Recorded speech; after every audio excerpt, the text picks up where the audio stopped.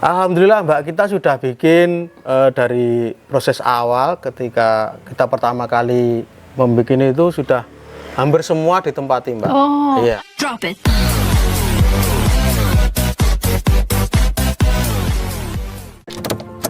Selamat pagi Sobat Tani, kita berjumpa lagi di Pojok Si Manis, Pojok Konsultasi Manajemen Agribisnis Klaten. Saat ini saya sedang berada di Desa Jatimulyo, Kecamatan Pedan, Kabupaten Klaten. Dan kita sedang bersama dengan seorang Si Manis, beliau adalah Ketua Kelompok Tani. Ya, baik, kita kenalan dulu dengan Si Manis kita kali ini. Asmanipun Pak Sinten? Kulo Warsono, Bu. Pak Warsono, nggih. Ketua Kelompok Tani, napa Pak? Ketua Kelompok Tani Tanimulyo, Bu. Tanimulyo, Pak Warsono adalah Ketua Kelompok Tani Tanimulyo, Desa Jatimulyo. Ya, Kecamatan Pedan. Nah, apa yang istimewa dari Pak Warsono dan kelompok taninya? Pagi hari ini kita mau ngobrolin tentang apa itu rubuha, nggih, Pak.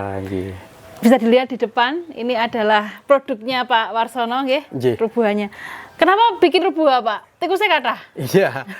Itu awal kita bikin rubuha itu karena keprihatinan kita terhadap kondisi pertanian yang banyak hama tikusnya. Hama tikusnya, ya. Kemudian kita sharing dengan Pak Lurah, alhamdulillah beliau mendukung, kemudian dianggarkan dana untuk pembuatan rubuha. Kemudian kita mendapat, ya katakanlah, ilmu-ilmu dari Bapak Ibu PPL. Kemudian kita praktekkan, kita sambil kita minta bantuan atau katakanlah sharing dengan teman yang sudah pernah ke Demak. Ya. Gitu, kemudian ada beberapa hal yang mungkin perlu kita perbaiki dari informasi yang kita dapat. Alhamdulillah jadinya seperti ini, Mbak. Insya Allah ini lebih bagus. Dan karena tikusnya banyak tadi. Terus sebelum bikin rubuha itu sudah melakukan apa aja sampai akhirnya mencoba ini? Awalnya kita ya konvensional, Mbak. Ya kita mengadakan gropioan, kemudian memasang umpan gitu. Atau sampai racun, kita gitu, pakai itu ya. Itu sampai kita itu urunan gitu, Mbak, karena ya dana kelompok tani kan terbatas. Ya kita urunan per petani gitu. Kemudian mendapatkan informasi bahwa predator tikus itu kan tito aba atau burung hantu. Maka yang dilakukan kelompok ini membuat rumahnya. Gitu nggih Pak nggih. Membuat rumah biar si tito aba itu tadi datang. Istilahnya ditinggal turu, tikusnya diatasi sama burung hantu gitu kan nggih. Nah, ternyata rubuha itu juga gampang-gampang susah ya Pak buatnya. Karena banyak yang bikin rubuha tapi tidak ditempati sama burung hantunya. Nah, ini yang dibuat Pak Warsono ini kira-kira persentase ditempatinya berapa persen ini? Alhamdulillah Mbak, kita sudah bikin dari proses awal ketika kita pertama kali membuat itu sudah hampir semua ditempati, Mbak. Oh, ada tipsnya Pak. Kenapa rumah jenengan ini diminati sama si rubuha? Iya, tipsnya karena kita itu bikinnya itu dari kayu, Mbak. Kayu. Iya. Dengan ukurannya ukuran standar, ukuran lebarnya 60 kali 60. Lebarnya? Iya, ini untuk alasnya. Oh iya, alasnya ini 60. Iya, untuk apa tempat ininya? Rumahnya itu 40. Kemudian dalamnya kita kasih sekat, Mbak. Ini untuk pintu kedua biar menjaga agar ruangan untuk ini reproduksinya itu biar tetap gelap. Jadi di rumah rubuha ini dibagi dua kamar ya? Iya, ada kamarnya. Ada kamarnya, yang satu untuk reproduksi si tito abanya, yang satunya buat nongkrong aja gini. Iya, ini sekedar untuk lewat aja gitu. Ini pintunya harus ada ketinggian gini ya, nggak bisa dibawa aja gitu. Oh iya. Fungsinya apa ini Pak? Kenapa kayak gini Pak? Ini kita bikin dari lantai dasar ini, dari lantai alasnya ini 10 cm, Mbak. Ini biar kalau ada telurnya itu nggak keluar gitu, nggak jatuh, nggak gelundung. Gitu, jadi, atau nanti untuk istilahnya mengantisipasi, Mbak. Nanti kan anakannya biar nggak keluar sebelum waktunya. Iya, nanti kalau tinggi begini kan nanti keluarnya kalau sudah dewasa gitu. Jadi kalau belum dewasa dia nggak akan mampu untuk melewati. Tapi karena ini dibuat seperti ini biar nggak ngelundung tadi. Oke, ini dari pintunya seperti ini. Kemudian kita masuk, bahwa di dalam sini tuh ada kamarnya, ada kamar si Rubua ini dan ada sekatnya. Nah, sekatnya bisa dilepas ya Pak ya? Bisa. Nah sekatnya kayak gini dan ada pintunya. Nah terus kemudian pintunya juga walaupun udah di dalam, tadi di sini depan, sudah ada anggelan istilahnya, tapi di sini juga masih dikasih anggelan lagi. Ini fungsinya untuk apa Fungsinya Pak? sama juga Mbak. Ini untuk menjaga agar telurnya itu tidak gelundung keluar. Jadi telur itu sebenarnya adanya di sebelah sini ya, di ruang reproduksinya ini. Oh, seperti itu. Jadi ini juga sebagai penanda juga sih ketika sudah menetas dan dia mampu melewati anggelan ini, artinya dia sudah mampu dewasa. untuk sudah dewasa dan sudah bisa terbang biasa. Oh, seperti itu. Oh iya ya. Ini tadi sudah dipikirkan semua ya Pak, kenapa ini 10 cm, kenapa ada pintunya, kenapa ada anggelannya, itu karena ada fungsinya seperti itu. Dan pintunya ini tidak Mbak, tidak asal-asalan ini. Ini kita bikin agak lebar, agak tinggi juga agak lebar. Karena Tito Alba itu kan secara postur tubuh itu tinggi dan besar. Iya, makanya kalau kekecilan itu susah masuk. Makanya ketika ada yang gagal dalam pembikinan mungkin bisa dicek kurang lebar, kurang bisa tinggi, jadi di pintunya, kenyamanannya. Itu yang bikin si Tito Albanya nggak nyaman gitu ya Pak. Oh iya bagus ini. Nah, ini ternyata detail sekali ini part-partnya seperti ini ya. Ya karena Rubua itu kan hewan malam, burung hantu itu kan Tito Alba itu hewan binatang malam, jadinya tidak begitu suka ketika ada cahaya matahari. Delik gitu ya Pak? Iya, jadinya perlu kita bikinkan sekat biar terjaga untuk ini kegelapannya gitu. Kegelapannya terjaga. Dan juga ini Mbak, kebanyakan masalah di Rubua yang sering dibikin itu di bawahnya itu sering jebol. Lantainya? Iya, lantainya. Karena itu biasanya cuma kayu saja, tidak dilapisi. Ini kita lapisi dengan GRC. Oh, nanti bisa disut. Jadi tidak hanya kayu tapi ada alasnya pakai GRC. Iya, kalau GRC itu yang membuat dia lebih kuat. Iya, atau dampaknya juga membuat lebih adem kah atau lebih. Yang jelas ini supaya karena kalau GRC kan tahan terhadap asam atau air atau gitu, jadinya kalau misalnya kotoran itu tidak merusak kayu yang di bawahnya. Dan juga cakarnya itu kan tajam Mbak, jadinya kan ini enggak digarui gitu ya Pak. Gitu. Oke. Jadi standarnya seperti inilah ya. Jadi ukuran alasnya itu sekitar 60 cm, rumahnya lebarnya 40. Ini sini 60 juga. Ini 60 juga. Terus tingginya ini Pak? Ketinggiannya ini 50 Mbak. 50 cm. Ya, untuk yang ini atapnya itu 60 juga. Oh, jadi sampai atas 60 biar lah. Kalau siang itu nggak panas, tapi kalau malam tetap hangat gitu loh Mbak. Jadinya itu yang dimaui sama si burung hantunya. Iya, gitu. Jadi situasi kalau siang itu tidak panas, kalau malam cukup hangat. Iya, cukup hangat. Gitu. Kalau biasanya ini terus nanti kan ditutup pakai atap ya Pak ya? Iya, atapnya juga harus kayu Mbak. Oke. Iya, biar ini ya nggak panas itu. Tapi dari kita nanti kita lapisi lagi pakai itu karpet. Iya, karet itu untuk talang karet itu. Dari air hujan dari air biar nggak masuk. Tapi kan kalau dilapisi kayu tetap dingin, nggak panas. Jadi atap utamanya tetap dari kayu, kemudian atasnya nanti dikasih pakai karpet untuk menjaga dari air aja ya Pak ya. Ini kan nanti biar seperti ini bentuknya ya. Tampias airnya nggak masuk ke dalam. Oh, nggih. Nah, ini situasi ini memungkinkan si Rubua si Tito Alba tadi betahlah ya di sini. Terus Pak, untuk pancingan awalnya Pak, biasanya sok dikasih teleknya dulu atau apa gitu enggak? Oh, enggak Mbak. Jadi kayak gini aja dia udah mau? Seperti ini aja, ketika ini sudah memenuhi standar kementerian gitu. Jadi kita membuat itu bukan hanya karena ingin untung lah atau proyek atau gimana biar kita untung banyak, tapi kita bikin ini karena kita ambil manfaatnya gitu Mbak. Jadi ketinggian speknya itu minimal 4 meter Mbak. Jadi ketika tadi ini baru rumahnya dulu, rumahnya dulu tadi dengan spek seperti itu tadi.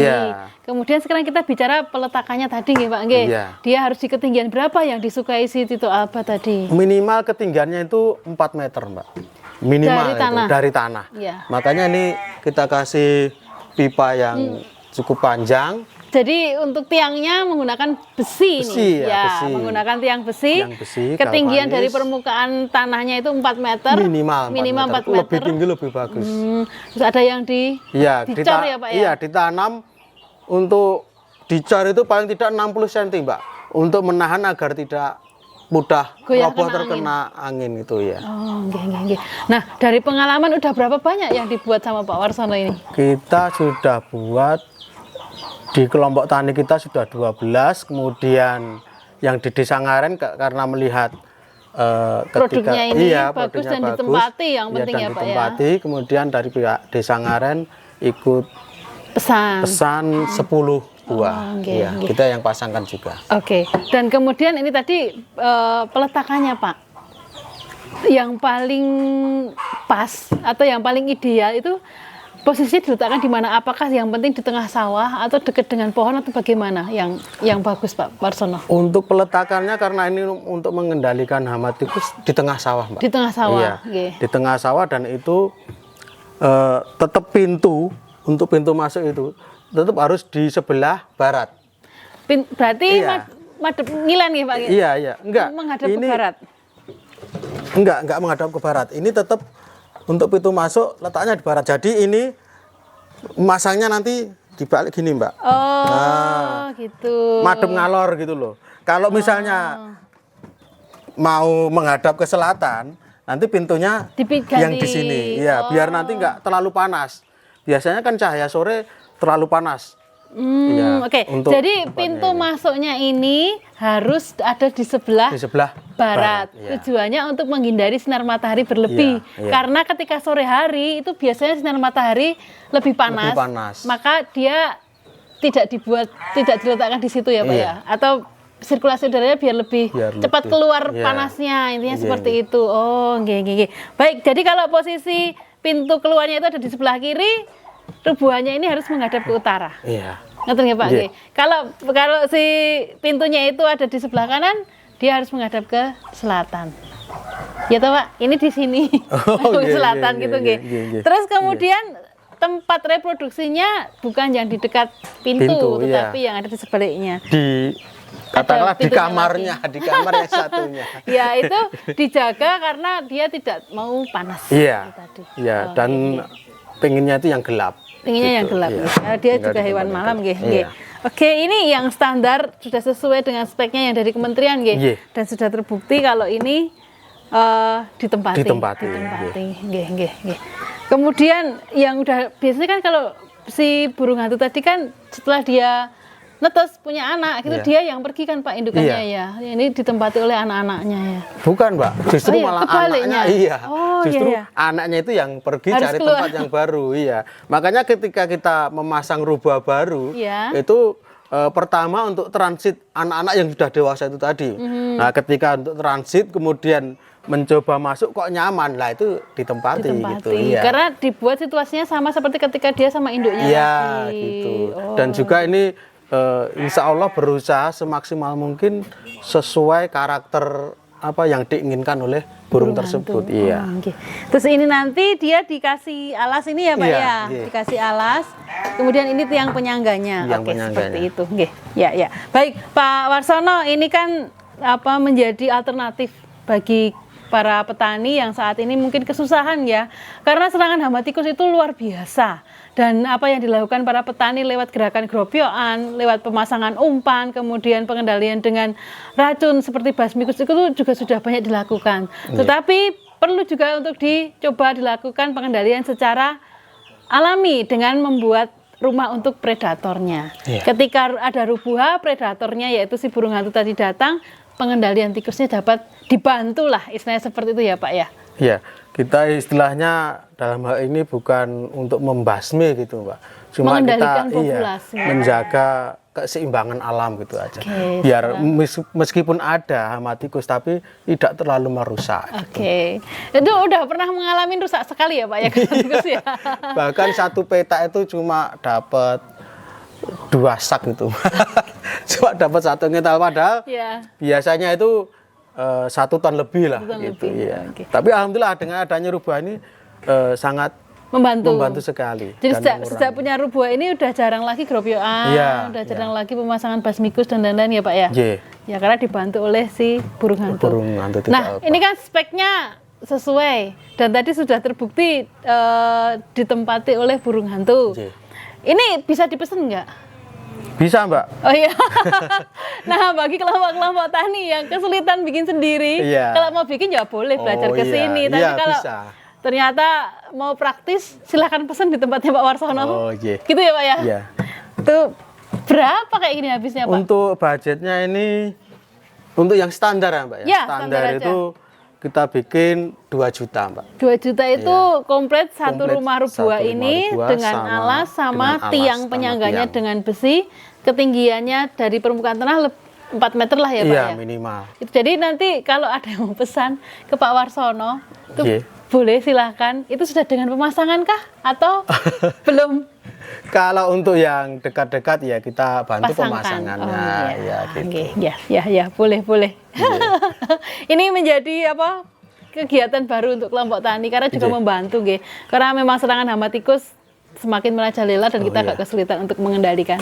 Baik para sobat tani, para kelompok tani, para petani yang menginginkan untuk mengendalikan populasi hama tikus di lingkungan sawahnya, silakan membuat sendiri Rubuha. Bila kesulitan hubungi Pak Warsono seperti tadi. Mau belajar di sini juga silakan dengan spek rumah Rubuha atau rumahnya burung hantu yang sesuai dengan anjuran dari kementerian berdasarkan hasil penelitian ya. Ini seperti ini itu sudah dilihat dari speknya atau situasi hidupnya si burung hantu. Demikian yang bisa saya kabarkan dari Jatimulyo Pedan. Pak Warsono terima kasih sekali atas waktunya, juga ilmunya tadi, spek-spek ini tadi. Semoga nanti pengendalian populasi hama tikus bisa dilakukan serentak di seluruh petani kita se-Indonesia, biar produksi padi kita juga meningkat, produksinya terjaga dan aman, petani juga sejahtera. Begitu Pak Warsono. Semangat, salam buat semua petani di Jatimulyo. Iya Mbak, kita sampaikan. Ya, demikian yang bisa saya sampaikan dari Pojok Simanis kali ini. Kita bertemu lagi di Pojok Simanis selanjutnya. Pojok Simanis, kerja keras, kerja cerdas, kerja ikhlas. DKPP Klaten, pelayanan prima, petani sejahtera. Salam.